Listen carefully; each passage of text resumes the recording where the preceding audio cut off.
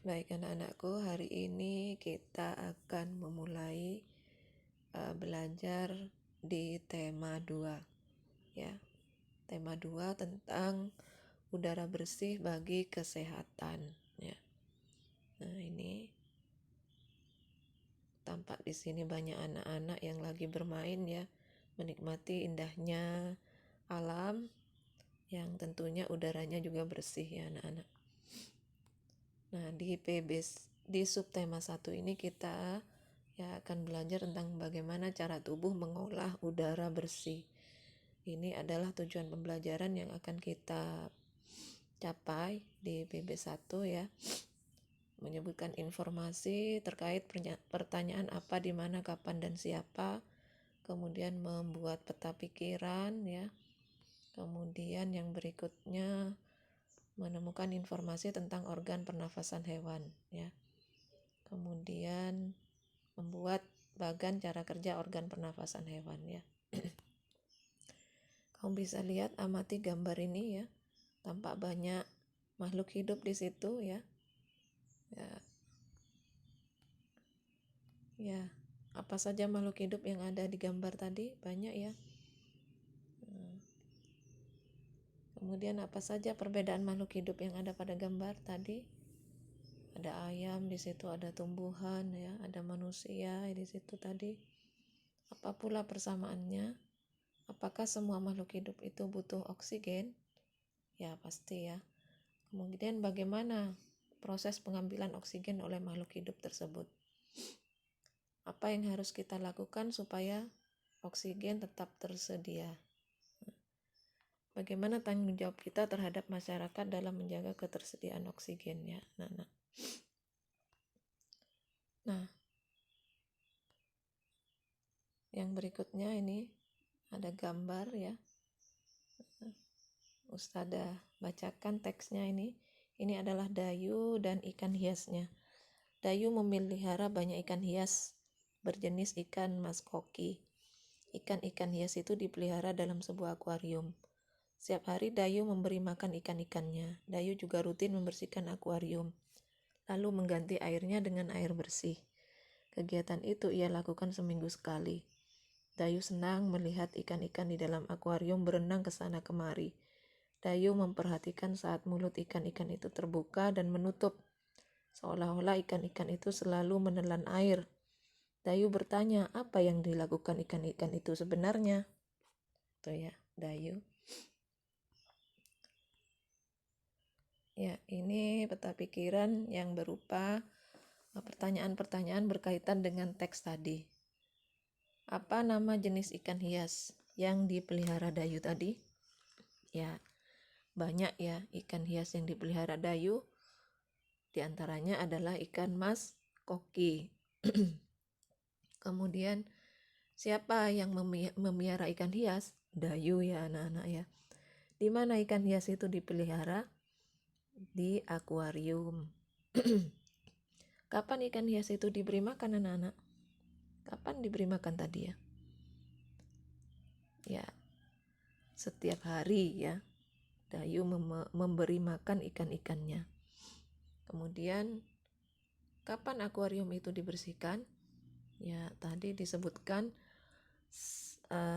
akuarium itu dibersihkan setiap minggu ya, seminggu sekali.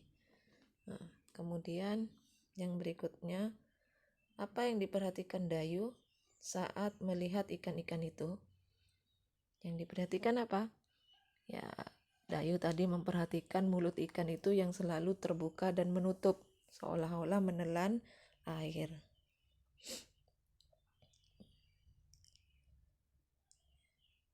Nah, ini nanti kalian buat ya, mengapa ikan membuka atau menutup mulutnya. Ini pertanyaan ulang ya.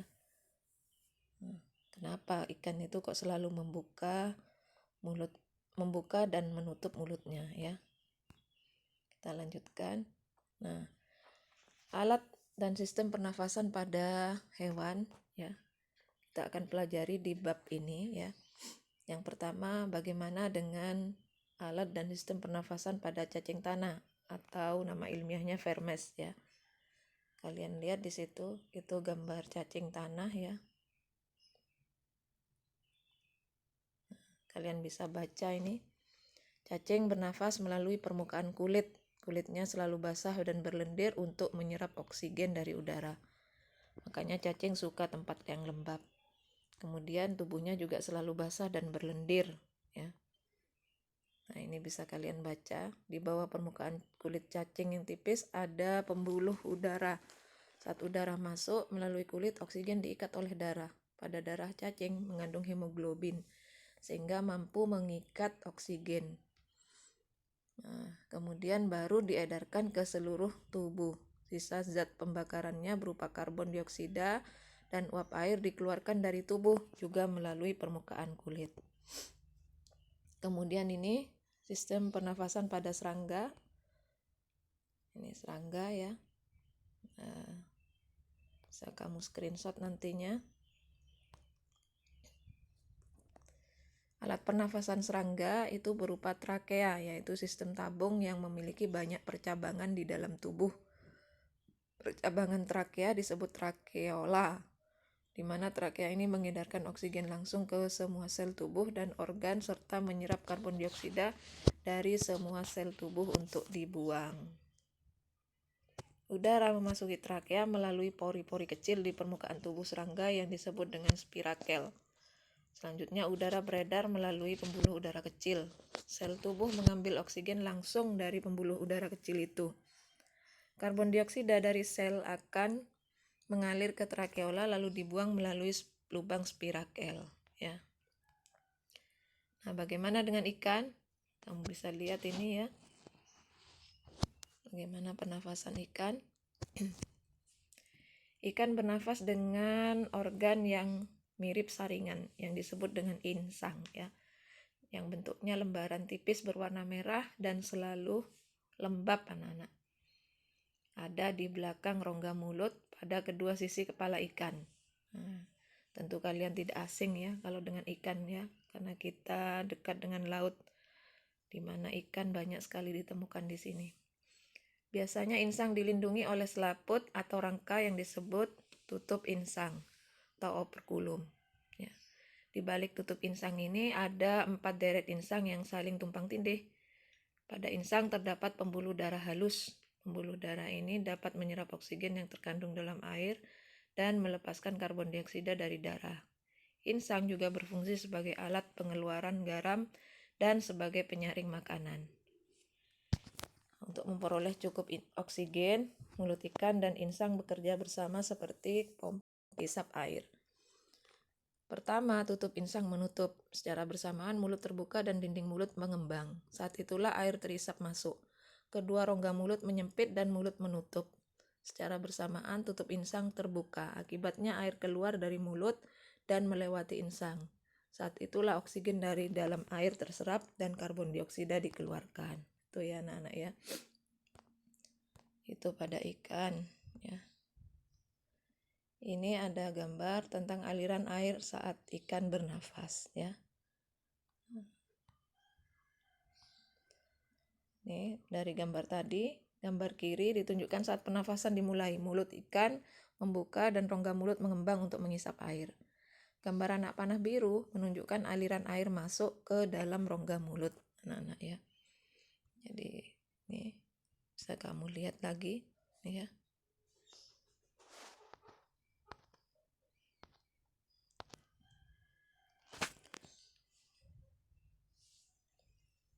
Gambar sebelah kanan menunjukkan saat berikutnya mulut ikan menutup dan tutup insang membuka.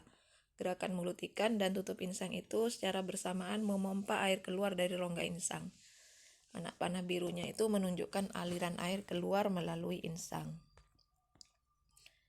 Nah, bagaimana dengan amfibi? Sistem pernafasan pada hewan amfibi yaitu hewan yang hidup di darat dan laut. Hewan yang hidup di darat dan air ya. Contohnya ini katak ya. Ini pernafasan katak ketika masih bentuknya kecebong. Katak hidup di dalam air dan bernafas menggunakan insang. Nah, insang kecebong terletak di luar tubuhnya dan terdiri atas lembaran kulit halus mengandung kapiler darah. Setelah umurnya 9 hari, kecebong bernafas menggunakan insang dalam. Insang dalam akan menyusut seiring mulai berfungsinya. Paru-paru dan katak muda pun tumbuh menjadi katak dewasa. Nah, katak dewasa ini bernafas dengan paru-paru dan permukaan kulitnya. Nah, di dalam paru-paru banyak gelembung udara yang kecil, berselaput dan penuh kapiler darah. Di dalam gelembung udara, oksigen diserap dan karbon dioksida dikeluarkan. Selain dengan paru-paru, katak juga bernafas melalui kulit. Permukaan kulit katak selalu basah supaya mudah menyerap oksigen dari udara. Itu ya anak-anak. Yang berikutnya pernafasan pada reptil, ya, binatang melata. Ini hewan yang termasuk reptil, diantaranya ular, kadal, cecak, buaya, dan biawak, ya. Reptil bernafas dengan paru-paru. Udara masuk melalui hidung, lalu ke batang tenggorokan, lalu ke paru-paru, ya. Di mana paru-parunya ini ada di dalam rongga dada dan dilindungi oleh tulang rusuk. Paru-paru reptil sederhana dengan beberapa lipatan dinding yang bisa memperbesar permukaan paru-paru. Namun, paru-paru kadal dan buaya lebih kompleks dengan beberapa belahan dan bertekstur seperti spons. Reptil yang sering berkubang di air seperti buaya, lubang hidungnya dapat ditutup selama menyelam. Dengan begitu air tidak masuk ke dalam paru-paru. Yang berikutnya ini alat pernafasan pada burung atau aves, ya. Ini ya. Bagaimana alat pernafasan pada burung? Ya, burung bernafas dengan sepasang paru-paru yang ada di dalam rongga dadanya, ya. Udara yang mengandung oksigen masuk melalui lubang hidung pada pangkal paruh sebelah atas. Lalu udara masuk ke pembuluh udara yang disebut dengan trakea. Dari trakea, udara sebagian masuk ke paru-paru dan sebagian lagi masuk ke kantong udara, anak-anak. Burung menghirup udara sebanyak-banyaknya saat tidak terbang. Sebaliknya ketika terbang, burung tidak menghirup udara. Nah, udara dihembuskan dari kantong udara ke paru-paru kantong udara. Ya, ke paru-paru. Kantong udara burung berfungsi sebagai tempat menyimpan udara, ya. Jadi ketika terbang, burung ini tidak menghirup udara, anak-anak, tapi udaranya berasal dari kantong udara, ya. Yang berikutnya ini saat tidak terbang, burung menghirup udara sebanyak-banyaknya. Nah, ini udara yang dihirup kemudian disimpan dalam kantong udara. Saat terbang, burung tidak menghirup udara, melainkan mengambil dari kantong udara. Nah, kantong udara ini juga membantu burung saat terbang, membantu mencegah hilangnya panas tubuh yang terlalu besar dan memperkeras suara. Nah. Yang berikutnya ini mamalia. Mamalia, ya. Hewan yang beranak dan menyusui, ya. Ini ada mamalia air juga, ya. Bagaimana sistem pernafasan pada mamalia, ya. Nah, mamalia sekali lagi hewan yang menyusui anaknya. Ada dua, yaitu mamalia darat dan mamalia air. Mamalia darat seperti kambing, sapi, kerbau, kuda, dan lain sebagainya. Mamalia air contohnya paus, duyung, dan ikan lumba-lumba, ya. Nah, alat pernafasan pada mamalia darat terdiri atas hidung, pangkal tenggorok, batang tenggorok, dan paru-paru. Pada mamalia air, hidungnya dilengkapi dengan katup. Ketika mamalia menyelam, katupnya itu menutup. Sebaliknya, ketika mamalia muncul ke permukaan air, katup terbuka. Nah, ketika terbuka inilah dia menghirup oksigen dan mengeluarkan karbon dioksida dan uap air, ya. Nah, ini yang berikutnya kalian diminta untuk membuat bagan pernafasan hewan, anak-anakku. Nah, bagan pernafasan hewan. Nah, untuk ini silahkan kalian pilih aja, ya, di antara pernafasan hewan yang sudah disebutkan tadi. Kalian pilih salah satu untuk dibuat bagan pernafasannya, ya. Apakah memilih mamalia, apakah memilih aves, ya. pilih salah satu saja, dilanjutkan dengan mengerjakan latihan soal di buku PR tema 2 PB1 ya.